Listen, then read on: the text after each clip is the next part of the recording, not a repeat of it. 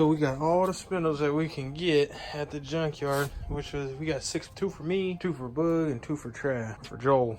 One of the two. And on top of that, scored a steering wheel, boy. It's a little cracked up on the top, but it's all in all, this is in great shape. This is that steering wheel that I showed you guys in a video a while ago at the junkyard on that FOXBODY. Steering wheel's in great shape too. You rarely find them like this, nice and shiny and everything. Got a deal on it, baby. It's clean. Here's a little bit before the spindles. These are from my 94, 95 Mustang. You know, go with my 5 Love. But I'm gonna go get them powder coated. I was gonna spray paint them, but I was like, you know what? Let me just go to a little cheap route, and I'm gonna just go ahead and get them coated. Make them look good. Robbed. Golly. Check it out though. Sanded it a little bit, cleaned it up. Not too bad. I'm gonna probably paint this one. I don't know yet. It looks actually brand new. Look at that gold. I'm gonna clean it off, and then I'm gonna go ahead and throw some paint on it because it does look a little dusty. Look at that, boy. Those two. Ew. But you gotta clean it up for the Fox, baby. You gotta clean it up. See what it's looking like. Hang on, let me I don't know. I'm gonna give you guys a day view. It's at night right now, so it's in the daytime. I like how it came out. I do. Now don't mind this. Don't mind the spray. You don't want to leave the paint on there. I'm gonna get some brake clean. I'm gonna go ahead and spray that off, or not spray it off, but get it off with a rag. And trust me, it gets it off. You don't have to really worry about it. I mean, it comes off clean. That's done. And check this out. Tape's almost all the way off. Ooh, you almost can't even see it. God dang. Get a little spin for. Ooh. Oh no, we can't see that. But dang, this is beautiful. This is a big, huge difference. Let's go ahead and yank that off, but everything looks good on it. Go ahead and shine on them real quick, you know what I'm saying? All right, and here is the finished product. I don't know if you're gonna be able to see that in the sun. Yeah, oh, nasty. Don't mind that, that's gonna be behind the rim. Don't look at it, don't look at it. But I try to sand down the rust as good as I could, as good as I actually can, but I mean, there's only so much you can do with just a little bit of sandpaper. But eventually it's gonna rub off with the actual pads. These were actually brand new. So I left a little bit because this is what's gonna show. I'm trying to keep it to where it actually, you could see it and it looks black all the way around. So I left a little bit on there because that's where the pad is not gonna hit. All you do, hit up a little bit of brake cleaner on a rag, wipe it down, all the excess paint that you had. I mean, you could tape it off. You can if you want. I don't really do that. I don't do the taping on the rotors because I could just wipe them clean with brake cleaner. It's just like with oil. If you spill oil on here, what do you wipe it with? You wipe it with brake cleaner, right? It's just the same thing with paint. Paint wipes right off, wipes away. Simple, not that hard, but it looks great. This is the good product. Let's do the other side. This is what it looks like. That rust. Yeesh. Yeah, I'm gonna definitely hit this with some sandpaper a little bit too, because this is not gonna do. That is nasty. Okay, found out some bad news, y'all. Can't use these right now because now I have to get the bracket. I thought that these were like mounted for Cobra, but these are for the GTV6s. Ooh, this is a vinyl wrap or something like that, but it's looking good so far. Look at that. Ooh-wee. 3 days later. Got them back today. Ooh-wee. Let's try to get this off. Oh yeah. Freshly powder coated. Golly, they're looking beautiful, boy. I'm gonna put them in though. I'm gonna put these on. Looks so nice. Big difference. Huge. Well, I got it up. Found out when I got this camera from, probably put some Fox ball joints on. Decided to throw some extra spacer on there for it to fit. Go good. I just can't throw no cotter pin in because it won't fit. I'm gonna try to figure out something. Probably throw like a little tiny thin piece, not thin piece, but like one little strip of a cotter pin in there. That's it though. But now I can throw in the caster camber plates, put those in, put up this shock strut, boy. Ooh, strange, baby. And it is done. Look at that. Juicy. Woo! Sweet! Ooh, god dang. Look at this, boy. This, my goodness. That's juicy on me. Well, I'm done with this side. I just got to do the other side now. Oh, and then I got to paint the calipers for the front. God dang. Almost look like it's ready for the ground. Same with the back. I'm just waiting on the bracket because I ordered the bracket from late model. Fit these Cobra brakes, baby. You know, a little rusted. Don't worry about that. You know what I'm saying? Once I start hitting the brakes, it'll wear down that little rust. Nothing too major. I'm just waiting on that bracket. Once that bracket gets in, I'm gonna throw the rear calipers on, throw the wheels on, do the same up front, paint the caliper up front, clean them up, put it on, drop this bad boy on the ground, hopefully. Eee. Maybe. We'll just see. I gotta put up the starter and everything still too. We'll see though. All right, there we go. Got it to move freely, pretty much. I just gotta get this edge right there to where it can go all the way over. And I'll come back tomorrow and I'll finish up the shock strut. But I already got this on. Oh yeah, oh yeah. Beautiful. Ooh, and the cotter pin, boy, what's up? It's a little rusty, I know, but that's because I left it out in the elements, but it's good to go. Juicy. A little late, or I already kind of got it up. Just got it bolted up to the top. Now, dude, let me flip this around.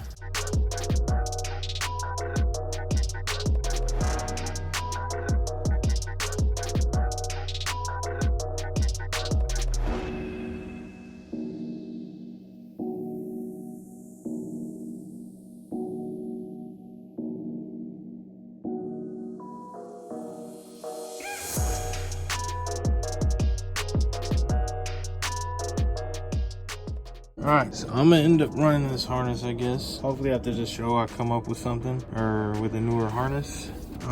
It's a little damaged. I didn't like it, which is right here. Seems like it got a little hot, but I guess I'll just tape it off and see where we go from there. And then this too, look at this. It looks like it got hot and melted. Maybe so, maybe not, I don't know. Oh yeah, it definitely looks like it got a little hot up in there. I've just been waiting on the harness. No luck on that. So what I'll do is I'll tape these up with some electrical tape, call it a day, see how it runs. If it runs good, that's good to go. And hopefully I get the harness before. But today, all I accomplished was the injector harness, figuring out that this strut I gotta take back down. I got the other strut up, but everything is loose, so it's ready to go. We'll see what we can do for tomorrow. So, here we go. Okay, man. God dang. All that, because it is. Oh my goodness. Oof. Clean that up, it's gonna look amazing. Watch. All right, so today, I'm gonna be taking these brackets right here off. Good thing that the guy before made it easier for whoever else needs to take them off and put another set on. What people do to cheat it out, they'll cut it right here and over here, cut over and around the bolt. So this is one little piece to be bolted on completely. What I'm gonna do the same thing, because I don't want to take out the axles, I don't want to drain the fluids, I don't want to do too much. I'm gonna make it even more stronger, so I'm gonna weld it back, but just enough to where I can see where the lines are at, where I cut, just in case I need to cut it off again. And yes, I know it seems like a cheap way, but hey, look, this guy was taking this rear end on courses and taking them in the mountains and stuff like that. Obviously it didn't break, it held up just fine, and there's no damage, it's not loose, it's not bent, it's not nothing. So I feel comfortable with me doing it. I feel comfortable totally 100% of me doing it if it lasted like this. And on top of that, I'm gonna weld that. So usually these tips are flared at the end, or it has the Teflon to where it locks it in place. So I don't know why he would have those backwards. Yeah, it's like a little triangle shape at the tip, which I don't know why you'd have those backwards. There it is. There is the piece that they cut off. Keep this, save this just in case I do swap back to the GT brakes. You're good to go. There it is. I'm pretty sure the reason why he put it backwards, because he had it on, I don't know if you can see, he had it on this side when it's supposed to be right here on this side. But I think the reason why the guy did that is because maybe these brakes are just kicked out a little bit more than the Fox, I guess. That's what I'm guessing. I don't know, but it's out. Time to cut these up and then put them on. I mean, what you can do is you can measure the gap on the axle and see how far you really need to cut. But me, I'm gonna just cut right here. So I'll mark it up and then we'll go from there. We'll start cutting.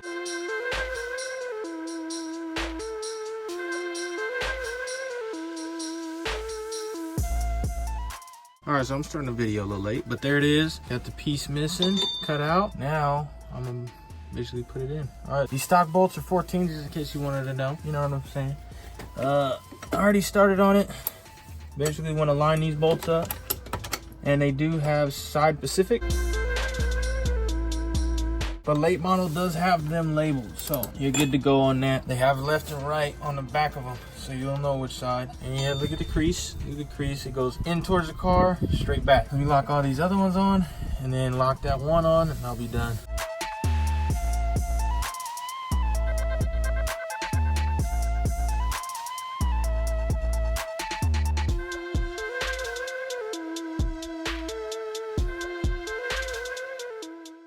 done. Put that one little piece on.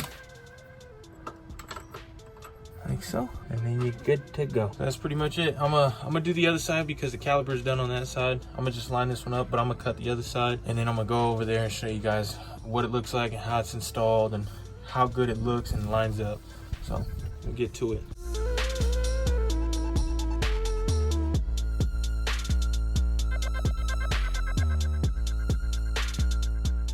Oh, you definitely want to use some blue Loctite. Use the blue Loctite, lock it down so it doesn't go anywhere over time, and you're set. All right, here we go. Now we're gonna see everything lines up correctly.